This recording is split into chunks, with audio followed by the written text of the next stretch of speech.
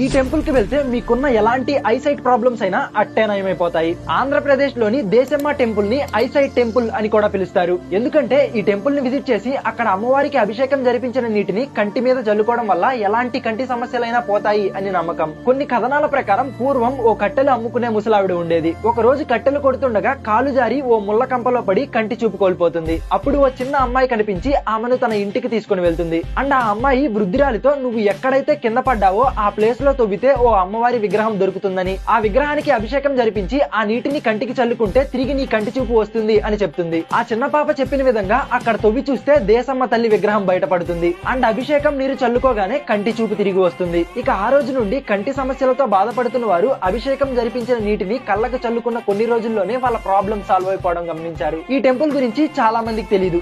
So వీడియోని save చేసుకుని మీ batch లో కూడా నాలా స్పెట్స్ ఉన్న ప్రతి మీ ఫ్రెండ్ కి ఈ వీడియోని షేర్ చేయండి.